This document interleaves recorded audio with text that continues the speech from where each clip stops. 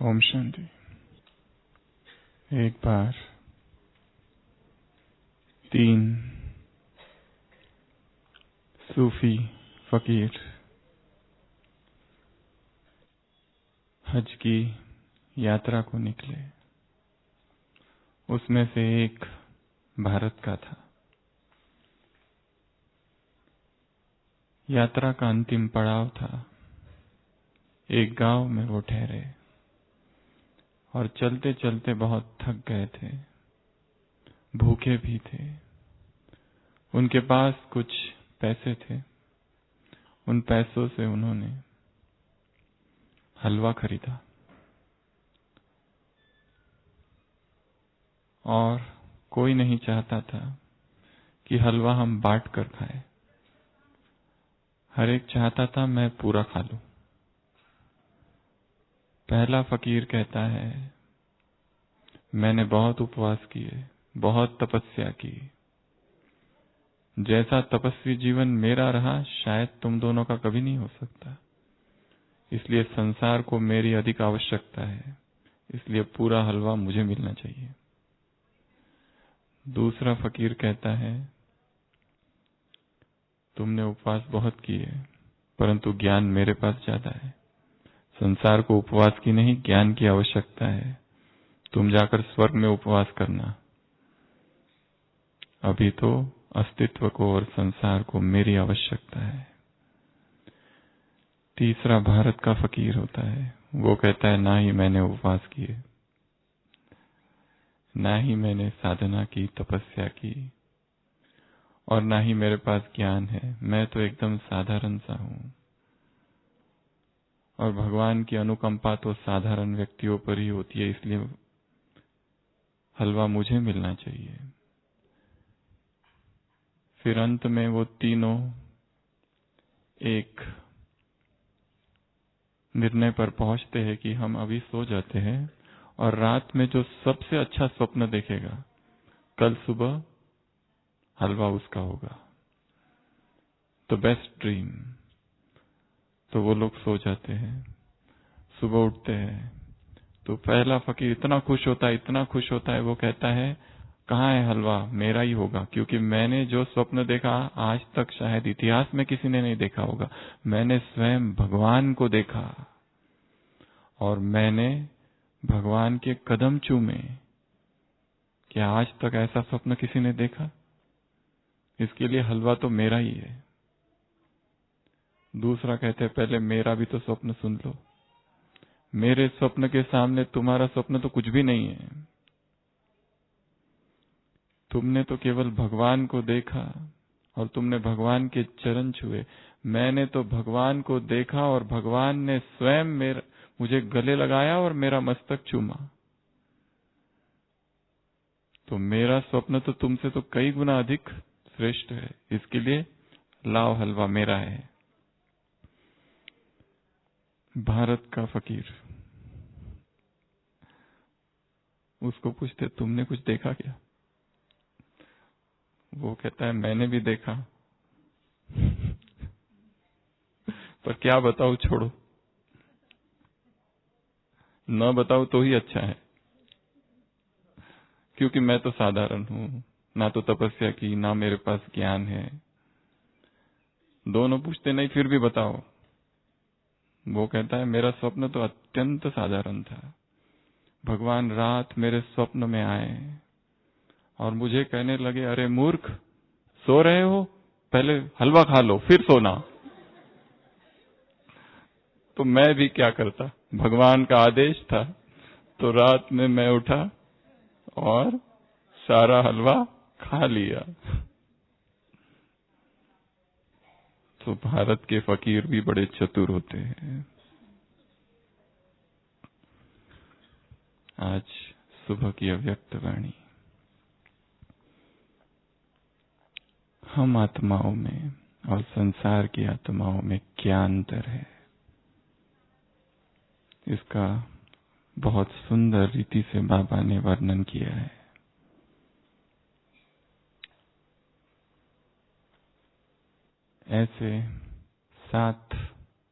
ऐसी 7 बातें बताई है और ये 7 बातें ऐसी है कि सारे दिन भर में ब्राह्मण परिवार के बीच रहते हुए जब जब हम किसी को देखें ब्राह्मण आत्मा को, तो ये 7 बातें याद रखनी है कि इसमें ये 7 बातें हैं।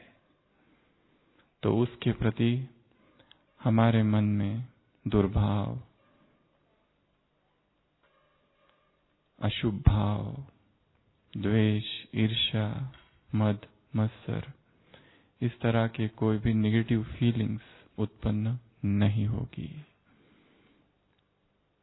एक तो ये बात है आज की मुरली में। दूसरी पॉइंट है, ज्ञान के जो रत्न हैं, जो सागर ने भर भर कर हमें दिए हैं, इन रत्नों से हमें क्या करना है। यहाँ पर फिर 7 बातें करनी है। रत्न मिल गए, अब इन रत्नों का क्या करना है, ऐसी फिर 7 बातें।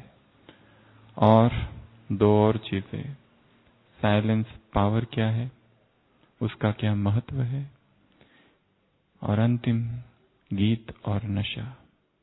तो ऐसी ये 16 बातें आज की क्लास में हम थोड़ी सी चर्चा करेंगे। आमंत्रित भाई बहनों से जो मुलाकात है उसकी चर्चा फिर कभी। तो जब जब किसी ब्राह्मण आत्मा को देखो सारे दिनचर्या में, तो ये 7 बातें तुरंत बुद्धि में आ जाए। सबसे पहली, ये चतुर सुजान बाप की कैसी आत्मा है, चतुर बच्चा है। संसार की आत्माएं सोचते हैं वो चतुर है और हम भोले हैं, परंतु हम आत्माओं का समान क्या है कि हम चतुर हैं और वो भोले हैं। और हमारी सबसे बड़ी चतुराई कौन सी है? बाप को पहचानने की चतुराई।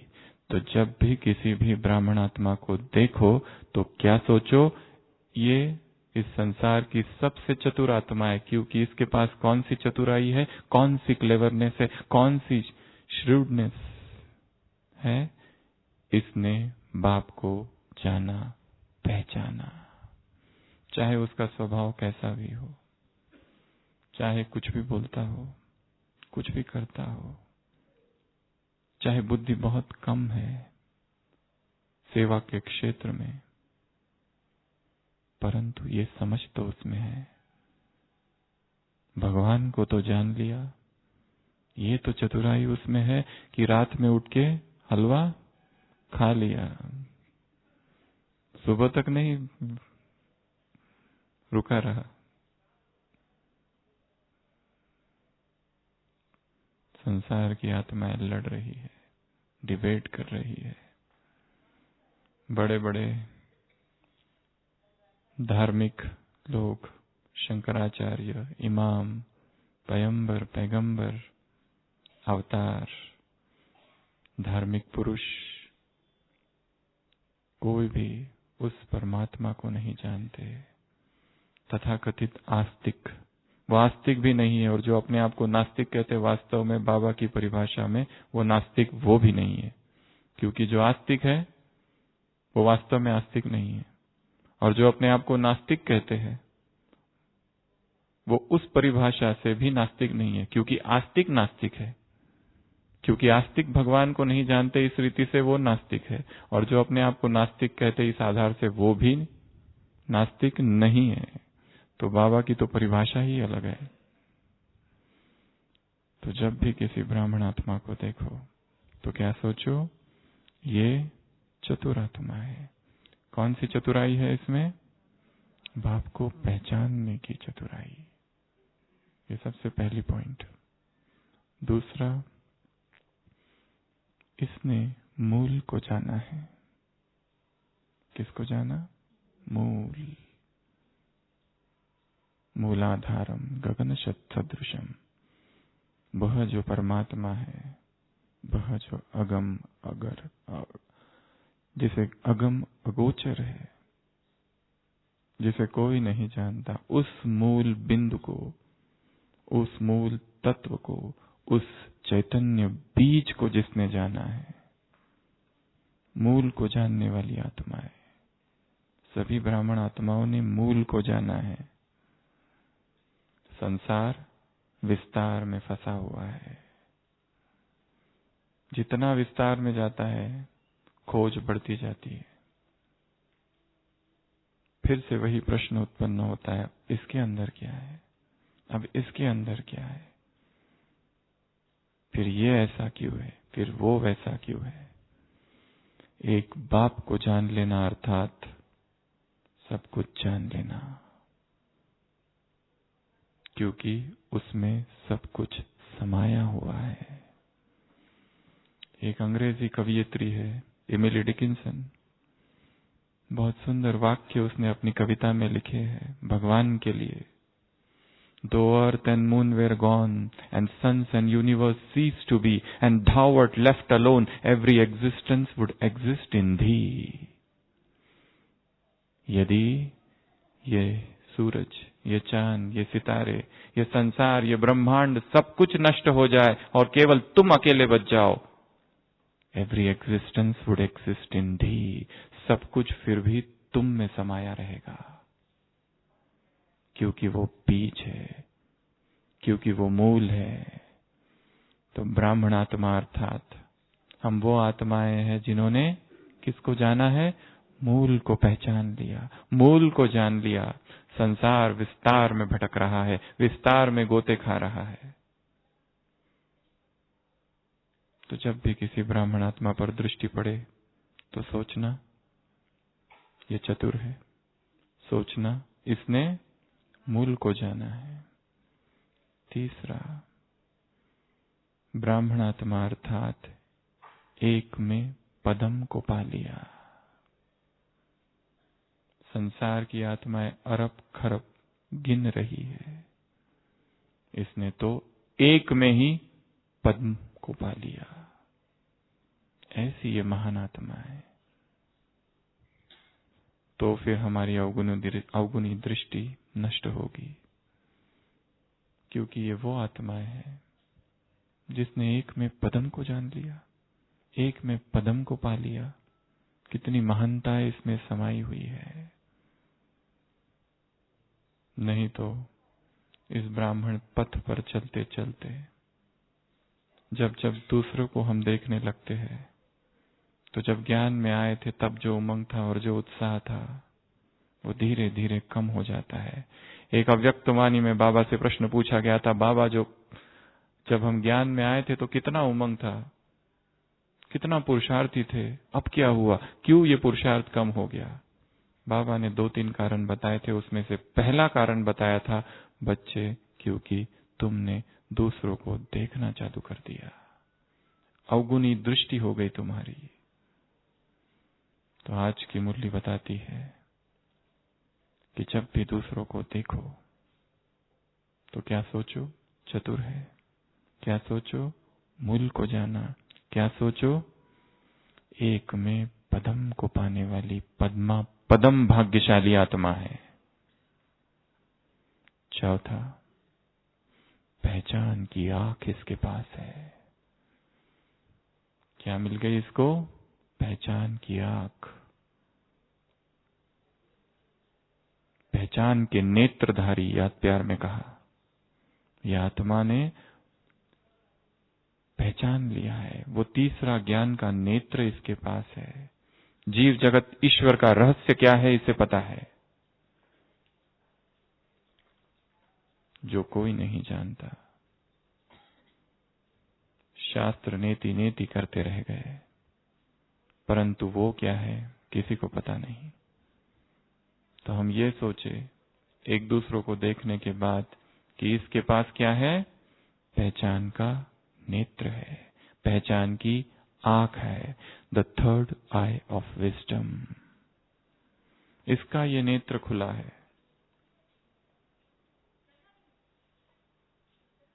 संसार की आत्माओं के पास 2 आंखें हैं, 2 आंखों से बहुत कुछ देखती है, जानती है, अन्वेषण करती है। पावर ऑफ ऑब्जर्वेशन बहुत कीन है, परंतु क्या उनके पास तीसरा नेत्र है? देह को देखने वाला चमड़ी का नेत्र है, हमारे पास आत्मा को देखने वाला रूहानी नेत्र, रूहानी नयन है, स्पिरिचुअल आईज। पांचवा, संसार की आत्माएं क्या, क्यों, ऐसे वैसे के विस्तार में ढूंढ रही है, और तुम ब्राह्मण आत्माओं ने मेरा तो एक बाबा इस संकल्प में स्थित हो गई, स्थिर हो गई, बुद्धि एकाग्र हो गई।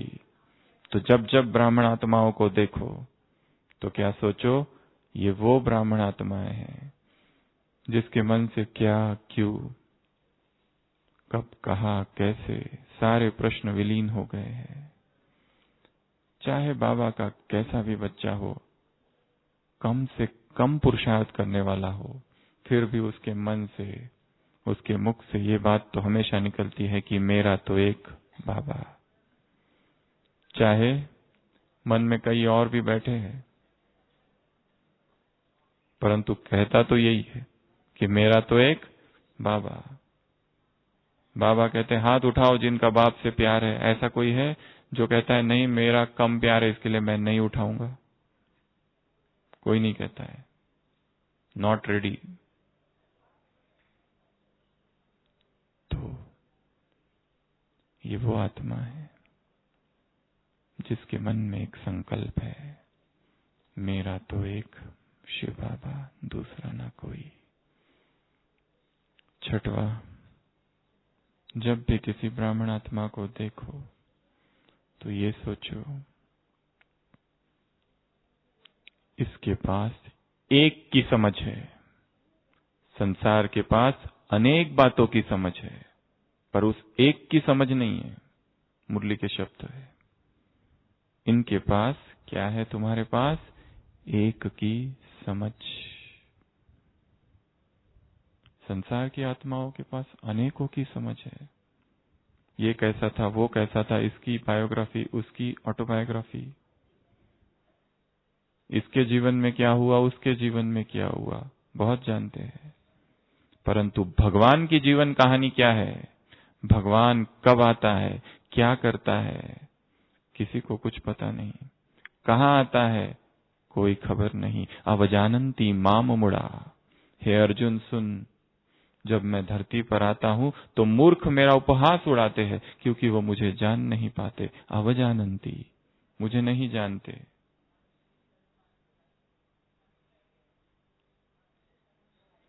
तो भगवान को जानने वाले, एक की जिनके पास समझ है, वो हम हैं। और हम क्या सोचे एक दूसरे को देखते समय, इसके पास एक की समझ है, संसार के पास अनेक की समझ है। लास्ट पॉइंट, सातवां, संसार की आत्माएं कौन है? VIP। और हम कौन है? सेंट। परंतु भगवान का VIP कुछ और ही है। उनको जाके सुना मत देना कि तुम ये हो। वेरी इनोसेंट पर्सन, अबोध है, अनजान है, ना समझ है, पता ही नहीं उनको। और हम सब कौन बन गए? सेंट। बिना हरि कृपा मिले नहीं संता। कैसे माना जाए कि भगवान की कृपा मुझ पर हो रही है? भक्ति में कहावत है, यदि भगवान की कृपा तुम पर हो रही है तो उसका लक्षण है कि तुम्हारी मुलाकात संतों से होने लगेगी। बार बार संतों का आगमन जीवन में हो जाना अर्थात भगवान की कृपा हो जाना। महान आत्माओं का मिलना अर्थात परमात्मा की कृपा हो जाना। और जिस सभा में इतनी सारी महान आत्माएं उपस्थित है और जिस सभा में हम यहाँ उपस्थित हैं, अर्थात इस समय प्रभु की कृपा हम पर बरस रही है।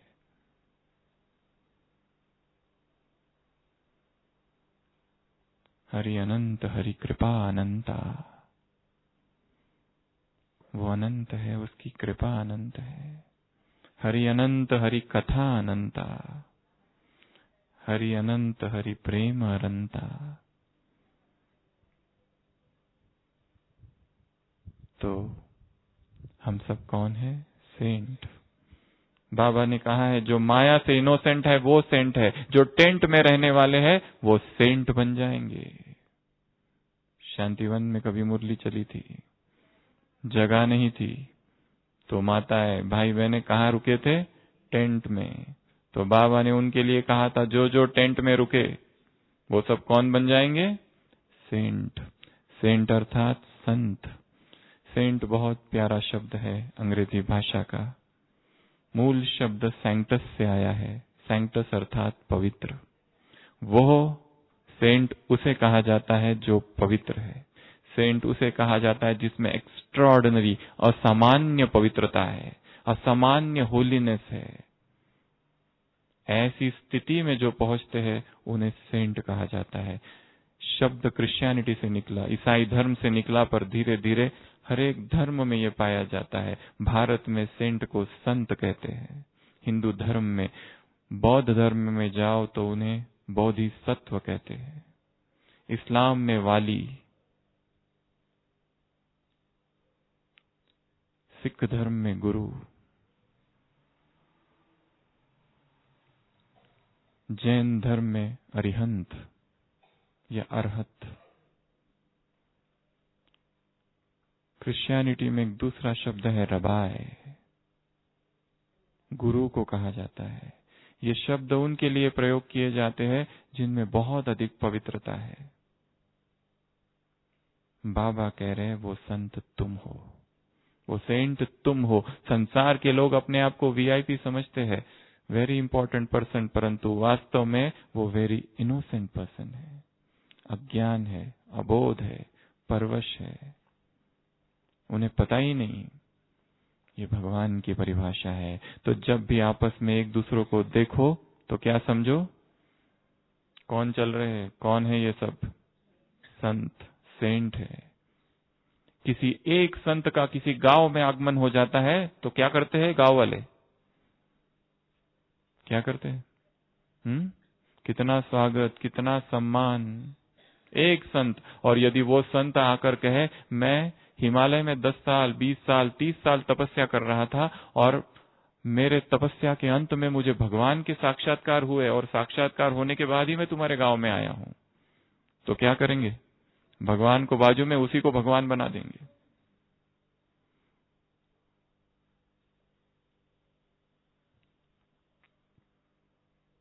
तो ये 7 बातें आज की मुरली से। जब भी एक दूसरों को देखो तो क्या सोचो? ये आत्मा चतुर है। कौन सी चतुराई है इसमें? भगवान को समझने की चतुराई। जब भी किसी आत्मा को देखो तो क्या समझो? ये इसने मूल को जाना है। जब भी किसी ब्राह्मण आत्मा को देखो तो क्या सोचो? तीसरा, इसमें इसने एक में पदम को पाया है। चौथा, पहचान की आंख इसके पास है। तीसरा, नेत्र इसका खुला है। पांचवा, संसार क्या, क्यों, ऐसे वैसे के विस्तार में लगा है और ये किसमें स्थिर है, स्थित है? मेरा तो एक बाबा। अगला, एक की समझ इसके पास है। संसार वालों के पास अनेक की समझ है। विज्ञान है संसार वालों के पास, विज्ञान का विस्तार है, विज्ञान से बहुत सारे आविष्कार कर रहे हैं, परंतु अंतर जगत के जो आविष्कार है, अंतर जगत की चेतना के जो आविष्कार है, चेतना में जो छिपा हुआ खजाना है, उसका, उस विज्ञान को कोई खबर नहीं। अंदर का जो जगत है, माइक्रोकॉज्म, मैक्रोकॉज्म को जान लिया है। चिदाकाश, चिदाकाश को जाना है, घटाकाश। तो हम वो आत्माएं हैं। और लास्ट, ये कौन है सभी यहाँ बैठे हुए? ये किसकी सभा है? संतों की सभा है। संसार के जितने संत हुए होंगे द्वापर से अब तक, वो सब यहाँ उपस्थित है इस समय। जो भी महान आत्माएं हुई थी वो हम ही थी, हम ही है। तो ये 7 बातें। फिर एक बहुत सुंदर बात बाबा ने कही है, सागर से क्या, सागर क्या दे रहा है तुम्हें? थालियों पर रत्न भर भर के दे रहा है। बाप कौन है? रत्नाकर। रत्नाकर अर्थात, रत्नाकर का क्या अर्थ है? रत्नाकर के 4-5 अर्थ है। रत्नाकर अर्थात समुद्र, रत्नाकर अर्थात रत्नों का समूह, रत्नाकर अर्थात रत्नों, वह सागर जिसमें, वह खान जिसमें रत्न है। और रत्न महात्मा बुद्ध को, रत्नाकर महात्मा बुद्ध को भी कहते हैं। और रत्नाकर वाल्मीकि का पुराना नाम, जो पहले रत्नाकर डाकू था। 5 अर्थ है रत्नाकर के। बाबा कह रहे हैं रत्नाकर अर्थात समुद्र। बाबा अपने लिए प्रयोग कर रहे हैं कि रत्नाकर बाप है, अर्थात ऐसी खान जिसमें रत्न है, ऐसा समूह जिसमें रत्न है, ऐसा समुद्र जो कि रत्न प्रदान करता है। तो रत्नाकर बाप वो है, हमें क्या दे रहा है? रत्न दे रहा है। और यदि हमें रत्न मिल जाए तो हम क्या करेंगे? 7 बातें करेंगे उन रत्नों के साथ, और जो सारे दिन भर होनी चाहिए, एक भी कम नहीं, 7 में से। अक्टूबर 2013, लखनऊ के से 100 किलोमीटर की दूरी पर एक गांव है संग्रामपुर। अक्टूबर 2013 में एक साधु था वहां, और उस साधु ने कहा कि मैंने एक स्वप्न देखा है, और स्वप्न में देखा कि वहां जो एक किला है उसके नीचे 1000 टन सोना गड़ा हुआ है। उसका नाम सरकार था। उस साधु ने ये कहा कि मैंने स्वप्न देखा है, और मेरे स्वप्न में राजा राम सिंह बख्श, 19वीं शताब्दी का जो राजा था वो आया, और वो उसका महल था, और उसने मुझे बताया, उसके भूत ने मुझे बताया, और उसके भूत को भारत की बहुत चिंता हो रही है, इंडियन इकोनॉमी की, कि भारत का क्या होगा। और उसने बताया कि तुम लोग इसको खोदो। तो उस साधु ने खत लिखा भारत के प्रेसिडेंट को, archaeological department, survey of India को, ASI को, मिनिस्ट्री ऑफ माइंस को। बहुत समय खत लिखता गया, इंक्वायरी हुई, और फिर खुदाई चालू हुई। वास्तव में भारत सरकार ने खुदाई की, 1 महीना तक खुदाई चली, और बाद में खुदाई बंद कर दी गई, और जितना खोदा था उनको भरने की कोशिश की, क्योंकि कुछ भी मिला नहीं। जो नई सरकार आई उसने बड़ी आलोचना की पुरानी सरकार की, सारे विश्व में भी आलोचना हुई, भारत देखो क्या कर रहा है। एक साधु ने स्वप्न क्या देख लिया, और भारत सरकार भी उसमें सम्मिलित हो गई, वो खुदाई करने में। बहुत सारे अखबार विश्व भर के, किसी ने लिखा कि we knew that India is a country of snake charmers, सपेरों का देश है। Now we know that India is a country of snake charmer. अभी हमको तो विश्वास हो गया कि भारत अंधश्रद्धा का देश है, जहां पर ये सब चीजें होती है। तो एक खजाना 1 किलो भी नहीं मिला, 1000 टन तो दूर। उस खजाने को पाने के लिए 1 मास तक लोग लगे रहे, खोदते रहे, और जहां वो खुदाई चालू थी वहां हजारों दर्शक, हजारों टूरिस्ट, कैमरा, फोटो, मीडिया, सब कुछ, स्टॉल लग गए, भिखारी आ गए। सारा बाजार खड़ा हो गया रोज देखने के लिए कि मिल रहा है कि नहीं मिल रहा है, मिल रहा है कि नहीं मिल रहा है। मिला तो क्या करेंगे? 1000 टन सोना, कुछ भी नहीं हाथ आया किसी के भी। क्या ऐसा कोई सोना होगा या न होगा पता नहीं, पर भगवान जो हमें हीरे जवाहरात और रत्न दे रहे हैं वो इस तरह के स्थूल रत्न नहीं है, वो चैतन्य रत्न है। तो रत्नाकर बाप रत्नों की थालियां भर भर कर तुम्हें दे रहा है। इन रत्नों से 7 चीजें करनी है। सबसे पहला, ज्ञान रत्नों से खेलना। क्या करना है इन रत्नों से? सारे दिन भर खेलते रहना। इसका क्या अर्थ है? खेलना अर्थात क्या करना? चिंतन करना, मनन करना। खेलना अर्थात क्या करना? खेलने में क्या होता है? एंजॉयमेंट। एंजॉय करना ज्ञान को, नीरस ना लगे, वही चीजें हैं। नए नए ढंग से उसी ज्ञान को ढूंढना, खोजना, देखना, नए दृष्टिकोण अपनाना, नई नई विधियों से उसी ज्ञान का मनन, चिंतन, अध्ययन करना। ये सब जब करेंगे तब होगा कि हम ज्ञान से खेल रहे हैं। रत्नों से खेलने की ये परिभाषा है। ऐसे नहीं कि रत्नों से खेलना अर्थात खाली मुरली पढ़ना और पढ़ाना। ये रत्नों से खेलना नहीं है। खेलना अर्थात उसमें इन्वॉल्व होना, इमोशनल इन्वॉल्वमेंट, भावनात्मक, उसमें डूब जाना। तब कहा जाएगा कि हम रत्नों से खेल रहे हैं। तो क्या करना है इन रत्नों से? रखे नहीं, रख देना अपनी डायरी में। खेलते रहना दिन भर। खेलने से क्या होता है? एंजॉयमेंट, मजा आता है खेल में। ये पहला काम करना है इन रत्नों के साथ। दूसरा, रत्नों से पलते रहना है। स्वयं की पालना ज्ञान से करनी है। स्वयं की पालना के लिए हम किसी पर निर्भर नहीं। ज्ञान इतना शक्तिशाली है, ज्ञान इतना बड़ा धन है, इसी धन से हम स्वयं की पालना करें। अप्पो दीपो भव। महात्मा बुद्ध ने जाते समय अपने शिष्य से कहा, किसी पर भी निर्भर नहीं रहना, केवल अपना प्रकाश स्वयं बनना, अपना दीपक स्वयं बनना। अप दीपो भव, be a light unto yourself. और ज्ञान वो प्रकाश है जो मन के सभी अंधकार को दूर करेगा। क्यों मन में उलझने, क्यों मन में दुख, क्यों मन में पीड़ा, क्यों मन में दर्द? ज्ञान की कमी है, क्योंकि मन में अंधकार है, अहंकार का अंधकार, अज्ञान का अंधकार। तिमिरांधस्य अज्ञानंद तिमिरांधस्य, अज्ञान का अंधकार है। उस अज्ञान के तिमिर को ज्ञान से मिटाना है।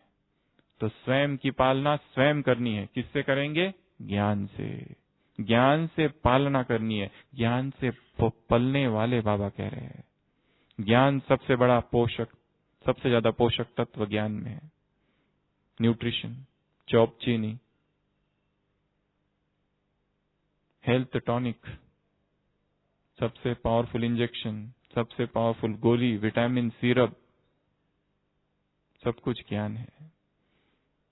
तो दूसरी चीज क्या करना है? सारे दिन भर इस ज्ञान से स्वयं की पालना करनी है।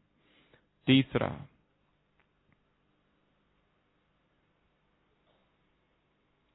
इस ज्ञान से पहला खेलना, दूसरा पालना करना, तीसरा इन रत्नों में झूलते रहो। बाबा ने कहा झूलते रहो का क्या अर्थ हुआ? एंजॉय करते रहो। झूलना अर्थात इस ज्ञान में रमन करते रहना, मजा उठाते रहना, लुत्फ उठाते रहना इस ज्ञान का। कितनी सुंदर आज बाबा ने पॉइंट कही। इस तरह की आपस में चर्चा करते रहना। ये पॉइंट आपने कभी सुनी थी? मैंने तो पहली बार सुनी। इस तरह से आपस में रू रिहान करना कि ये बात एकदम नहीं है, ये शब्द एकदम नया है, ये बाबा क्या कह रहे हैं। आपस में इस तरह बात करना अर्थात झूलते रहना। आनंद की अवस्था है। झूलने में क्या होता है? झूलते समय क्या महसूस होता है? आनंद। तो ज्ञान रत्नों से झूलते रहना अर्थात आनंद की अवस्था। ये तीसरा। चौथा, इन ज्ञान रत्नों की गिनती करते रहना। बाबा ने कहा पॉइंट्स की गिनती करते रहो बुद्धि में। आज 5 पॉइंट, 10 पॉइंट्स, इस मुरली से ये पॉइंट बहुत पावरफुल थी। बुद्धि में गिनते रहना। और गिनती करने से क्या होता है? कमाई। कमाई वाले गिनती करते हैं ना, आज कितना कमाया, कितनी खुशी होती है। तो रात में गिनती करना, आज कौन सी ज्ञान की नई पॉइंट्स की हमने कमाई की। ज्ञान की बुद्धि में, ज्ञान की पॉइंट्स की बुद्धि में क्या करना? गिनती करना। ये चौथा काम रोज के काम है ये। 5वां, ज्ञान रत्नों को कार्य में लगाओ। बाबा ने कहा कार्य में लगाने से क्या होगा, उसके प्रैक्टिकल स्वरूप का अनुभव होगा, हम उसका प्रैक्टिकल स्वरूप बन जाएंगे। अगला, इस ज्ञान रत्नों में बिजी रहो तो क्या हो जाएगा, कौन बताएगा? बहुत सुंदर वाक्य है। नहीं, दूसरी और एक चीज है। देखना, सुनना, सोचना, बाहर की बातों का सोचना, देखना, सुनना, ये सारा क्या, सब कुछ समाप्त हो जाएगा, व्यर्थ कुछ नहीं जाएगा। ये सब देखना ही बंद हो जाएगा, फुर्सत ही नहीं होगी बाबा ने कहा ये सब करने के लिए। व्यर्थ का देखना, सुनना और सोचने के लिए। जब क्या सोचते रहोगे, ज्ञान में बिजी रहोगे तब। और क्या चीज हो जाएगी ज्ञान में बिजी रहने से?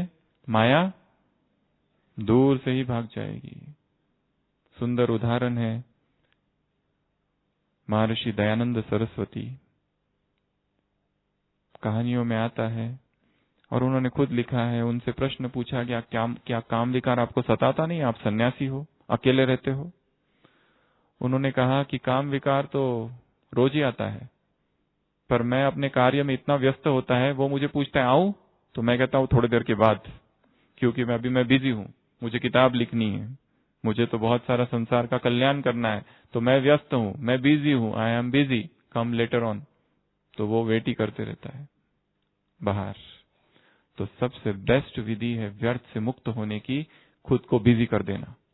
रोज अपने आप को नए नए टॉपिक्स दो, मुरली से निकालो टॉपिक्स, खुद को दो और उस पर चिंतन चालू करो। किसी और को देने की आवश्यकता नहीं, खुद ही को चिंतन दो कि आज मुझे इस विषय पर सोचना है। आज बाबा ने पहचान की आग कहा, ये पहचान की आग क्या होती है? स्टार्ट राइटिंग, लिखना चालू करो पहचान की आग पर। आज बाबा ने रत्नाकर कहा अपने आप को क्यों, हमें सौदागर कहा क्यों, लिखना चालू करो। और 7वां पॉइंट है, ज्ञान रत्नों का सौदा करना है। और सौदा जब करते हैं तब माला माल बन जाते हैं, हम मास्टर रत्नाकर बन जाते हैं। तो ज्ञान रत्नों से ये 7 चीजें रोज करनी है। कौन कौन सी? खेलना, दूसरा पालना करना, किसकी? माया की स्वयं की। तीसरा, झूलते रहना ज्ञान रत्नों में। अच्छा सा एक झूला बना के रखो अपने घर में, जाके बैठ जाना और झूलते रहना उसमें। चौथा, गिनती करते रहना, आज कितनी पॉइंट्स थी मुरली में? 5 थी, 10 थी। ज्यादा पॉइंट्स होगी तो ज्यादा खुशी, कम पॉइंट्स होगी तो कम खुशी। ज्यादा सिक्के गिनने वालों को ज्यादा खुशी होती है कि आज कमाई थोड़ी ज्यादा हुई। तो गिनते रहना आज कौन कौन सी पॉइंट्स थी। भूल गए, फिर से डायरी खोलो, फिर से पढ़ो। फिर भूल गए, फिर से डायरी खोलो, फिर पढ़ो। पढ़ते जाना, अभ्यास करते जाना। जड़मती होत सुजान, सिल पर भी निशान पड़ जाएगा। रसरी आवत जाते है, सिल पर पड़त निशान। इसके लिए प्रयत्न को नहीं छोड़ना। भूले फिर ढूंढो, फिर खोजो, फिर पढ़ो, फिर याद करो। अगला, ज्ञान रत्नों का क्या करेंगे? कार्य में लगाएंगे। सारे दिन भर यूज करेंगे कि इस पॉइंट को सारे दिन भर में कहां प्रयोग किया जा सकता है।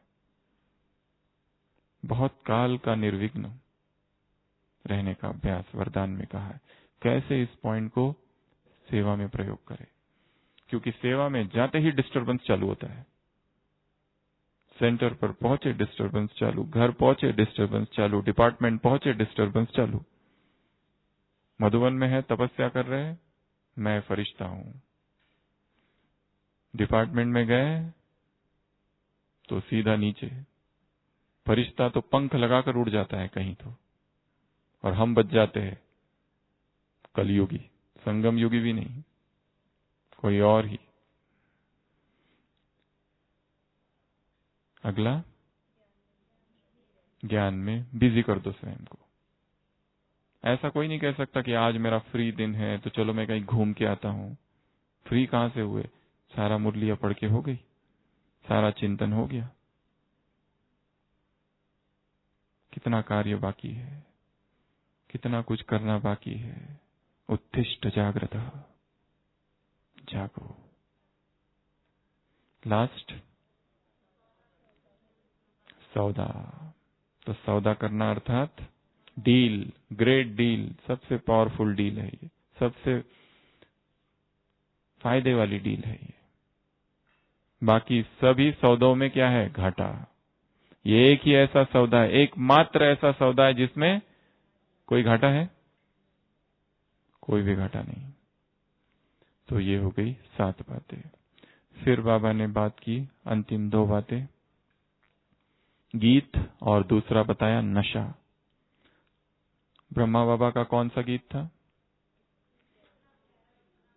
हमने देखा हमने पाया शिव भोला भगवान, कितना प्यारा कितना मीठा। ये गीत हमने भक्ति मार्ग में भी इस तरह के गीत गाए, और अभी भगवान हमारे लिए गीत गा रहा है कि कितने मीठे और कितने ये प्यारे बच्चे हैं। भक्ति मार्ग में हमने भगवान को ढूंढा, संगम युग पर भगवान ने हमको ढूंढा। भक्ति मार्ग में हम उसके चरणों में गिरे। अभी संगम युग पर वो कहता है मैं सर्वंट बनकर तुम्हारी सेवा में आया हूं। क्या हमने उससे मांगा था? चरणों में जगह दे दो, तूने दिल में समा दिया। थे एक झलक के, एक नजर के प्यासे, और उसने क्या कर दिया? आंखों में समा लिया। अप्रत्याशित फल दे दिया, जो कभी सोचा नहीं था, अनएक्सपेक्टेड। ऐसा हमें वो मिल गया। वो हमारे गीत गाते, गीत जिसके अब वो हमारे गाए। हीरे जैसा मिला है जीवन, तो वो हमारे बैठ गीत गा रहा है, हमारी बैठ महिमा कर रहा है। भक्ति मार्ग में उसका कीर्तन करते थे, भजन करते थे, गीत गाते थे, अब वो हमारा गुणगान कर रहा है। इसको स्मृति में रखो तो क्या हो जाएगा? क्या हो जाएगा? नशा, स्वाभिमान का नशा चढ़ेगा। क्या होगा? नशा चढ़ेगा। तो गीत और नशा, 15वीं पॉइंट। भगवान हमारे लिए क्या क्या गीत गाता है उसका चिंतन करना। रोज कितनी महिमा करता है वंदे मातरम। जिसे संसार ने ठोकर मारा, भगवान ने आके उन्हें ठाकुर बना दिया। द्वारम किमेकम नरकस्य नारी। संसार ने कहा, सन्यासी ने कहा कि नारी नरक का द्वार है, बाबा ने कहा नारी स्वर्ग का द्वार है। माताओं को कहा कि एक दिन ऐसा आएगा सारे सन्यासी तुम्हारे चरणों में झुकेंगे। कैसी अद्भुत बातें हैं भगवान की। न भूतो न भविष्यति, कहीं पर लिखी नहीं गई, कहीं पर जिसका वर्णन नहीं, वो भगवान अब आके सुना रहा है। तो कितना नशा चढ़ना चाहिए। अब नशे की 5 बातें। नशा कब चढ़ता है संसार में? कोई दारू पी ले तो नशा चढ़ जाता है? खाली थोड़ी सी पी ले तो? नशा चढ़ने के लिए 5 बातें चाहिए। एक तो डोज ज्यादा चाहिए, तब नशा चढ़ता है। नशा चढ़ना अर्थात वो ऐसे लड़खड़ाते हुए चलना चाहिए, उसे पता ही नहीं वो कहां जा रहा है और कहां गिर गया। इसको कहते हैं नशा चढ़ना। तो नशा चढ़ने के लिए सबसे पहली बात, संसार का नशा, पहले हम उसकी चर्चा कर रहे। बाबा ने कहा वो नशा बहुत नुकसान वाला है। वो जो नशा है वो चढ़ने के लिए बहुत पीनी पड़ती है। थोड़ा सा पी ले कोई तो नशा थोड़ी चढ़ता है। तो डोज ज्यादा चाहिए, एक। दूसरा, बार बार पीना पड़ता है। एक बार पी लिया और काम पूरा हुआ, ऐसा नशा नहीं। बार बार पीते रहो पीते रहो पीते रहो, तो शाम तक तो एकदम ही निढाल होके गिर पड़ेंगे, ऐसा नशा चढ़ जाता है। तीसरा, नीट सॉल्यूशन चाहिए। उसमें पानी ज्यादा मिला दिया तो नशा चढ़ेगा क्या? नीट सॉल्यूशन अर्थात प्योर, एकदम अनअडल्ट्रेटेड।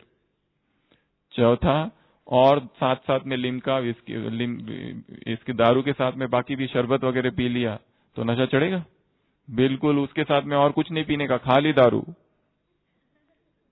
और 5वां, जब दोस्तों की महफिल होती है, संगठन नहीं महफिल महफिल तब थोड़ा ज्यादा नशा चढ़ता है। तो ये 5 चीजें चाहिए जब इंटॉक्सिकेटेड होता है व्यक्ति। इधर भी 5 चीजें चाहिए। अभी नशा क्यों नहीं चढ़ रहा है ज्ञान का? क्योंकि डोज कम है। डोज को बढ़ाओ, डोज को बढ़ाओ। दूसरा, फ्रीक्वेंसी को बढ़ाओ। बार बार पियो, एक बार नहीं, 2 बार नहीं। ओडी से बीडी, बीडी से टीडीएस, टीडीएस से क्यूडीएस, क्यूडीएस से 4 आवरली, 1 आवरली। कभी कभी कोई कोई पेशेंट को 1 आवरली देना पड़ता है चीजें, तब कहीं जाके स्टेबल होता है, 1-1 घंटे में। तो तीसरा, नीट सॉल्यूशन, उसमें बहुत सारी मिलावट नहीं चाहिए, केवल अव्यक्त मुरलिया, गहन अध्ययन। चौथा, बहुत सारी इधर उधर की चीजें। ज्ञान से संबंधित चीजें अगर है तो ठीक है, परंतु उसका विस्तार इतना है कि व्यक्ति उसमें भटक सकता है, इसलिए उधर नहीं जाओ। यदि विश्वास है कि भटकेंगे नहीं तो ठीक है, परंतु जो भयभीत है कि विस्तार में चले गए तो भटक जाएंगे, वो केवल सार में ही रहो। और 5वां, संगठन में ज्ञान की चर्चा करना, एक दूसरे से ज्ञान की रूरयान करना। किताब है एक बहुत सुंदर यज्ञ की, यज्ञ में वारे मैं ब्राह्मणात्मा, उसमें एक जगह ब्राह्मणों के कर्तव्य लिखे हैं 10वां कर्तव्य लिखा है, ब्राह्मणों का कर्तव्य है ज्ञान की चर्चा करना। अव्यक्त महावाक्यों का संकलन है वो किताब। देखिए ये किताब वारे में ब्राह्मणात्मा, लिटरेचर डिपार्टमेंट में है, बहुत सुंदर किताब है, जिसमें एक टॉपिक है ब्राह्मणों के कर्तव्य क्या है, लिस्ट गिनाई है। अंतिम कर्तव्य लिखा हुआ है जो बाबा की महावाक्य है किसी अव्यक्त मुरली से, कि ब्राह्मणों का कर्तव्य है ज्ञान की चर्चा करना। आपस में क्या करना? पूछते रहना, ये क्या, वो क्या, ऐसा क्या कहा बाबा ने, वो क्या कहा, ये पॉइंट बहुत अच्छी है, ये पॉइंट का अर्थ क्या है, इसमें रेस करना। तो नशे के लिए 5 चीजें चाहिए। लास्ट 16वीं पॉइंट, साइलेंस पावर। क्या कहा बाबा ने? Silence power.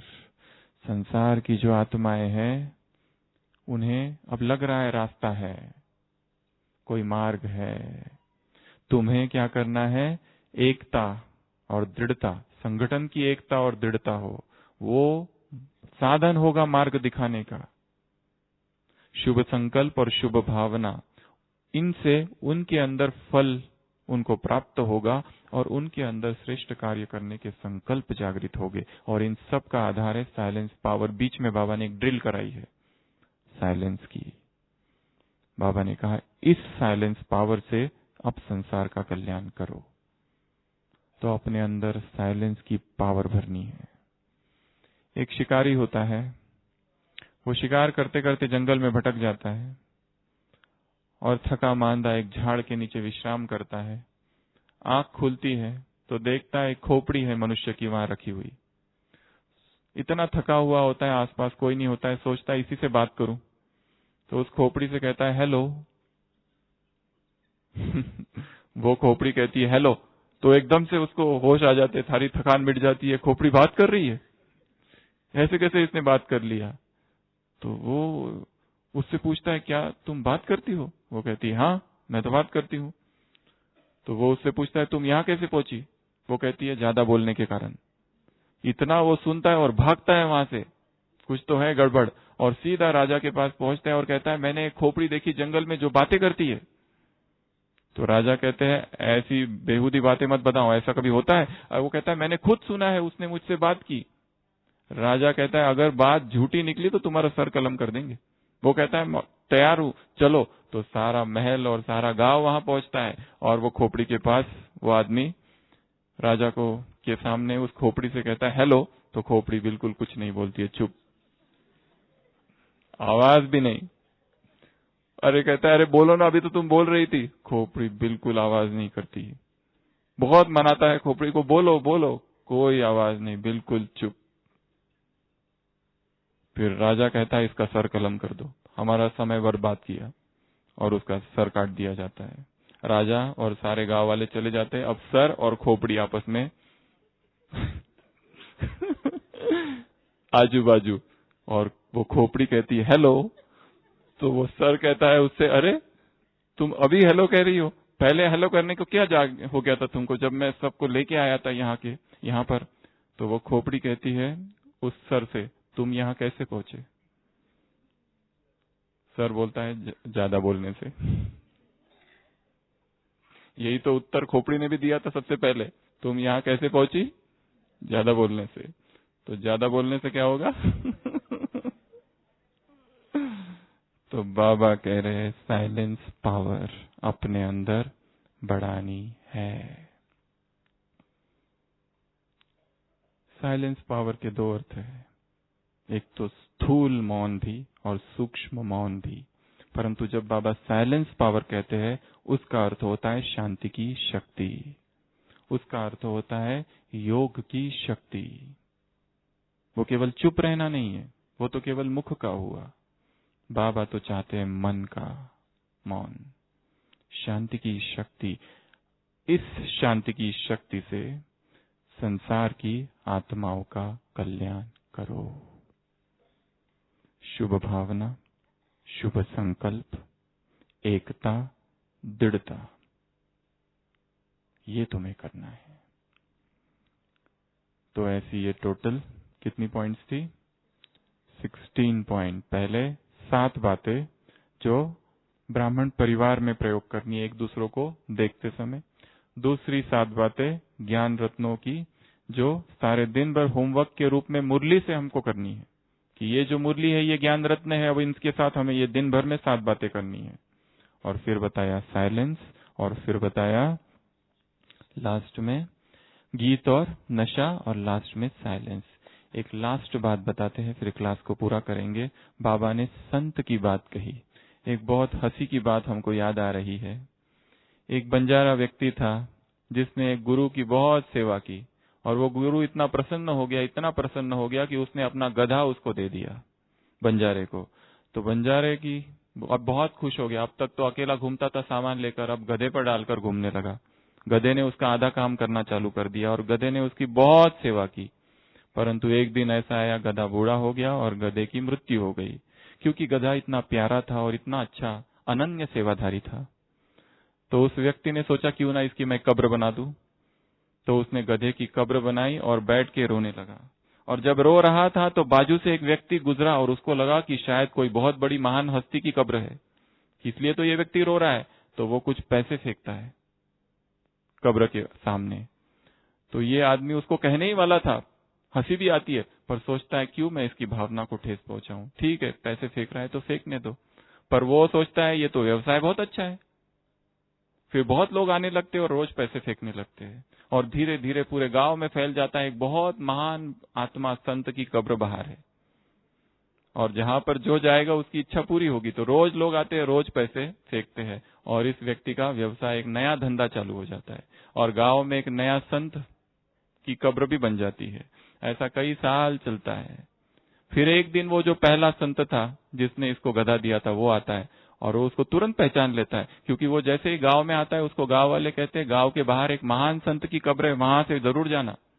तो वो संत पहुंचता है और तुरंत पहचान लेता है इसको, ये तो वही है जिसने मेरी सेवा की थी और मैंने इसको गधा दिया था। वो कहता था ये क्या चक्कर है? वो कहता है अब आपसे क्या छुपाना, ये वही गधा है जो आपने दिया था, और ये उसी की कब्र है, और अब ये संत बन गया है। तो वो संत कहता है अब मैं तुझे एक दूसरा राज बताता हूं। वो राज ऐसा है कि मेरी भी जो पालना हो रही है, मेरे गांव में भी ऐसी एक संत की कब्र है, और वो ये जो गधा है उसी की माँ है उधर। तो इसी से हमारी पालना हो रही है, और संसार के लोग और अंधश्रद्धालु लोग इस तरह की कब्र, इस तरह के दरगाह इसमें मान लेते। जो बात एक बार दिल में बैठ गई, जिसको एक बार संत स्वीकार कर लिया, वो संत बन जाता है। फिर उसने चाहे कुछ किया या ना किया, वो कोई पूछता नहीं है। सदियों से वो संत के रूप में माना जा रहा है। तो संतों की ऐसी संसार की धारणा है। बाबा कह रहे तुम हो सच्चे सच्चे संत, वो नहीं।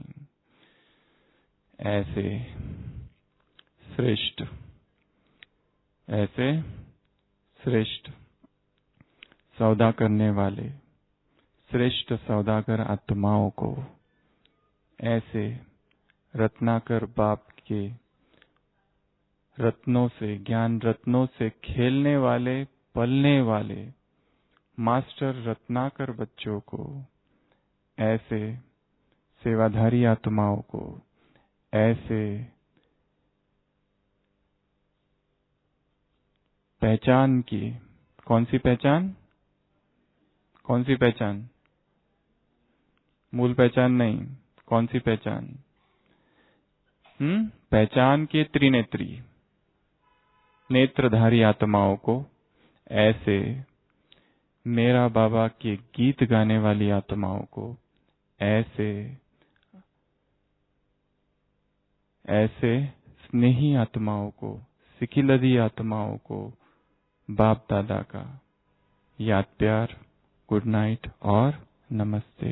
हम रूहानी बच्चों की रूहानी बाप दादा को याद प्यार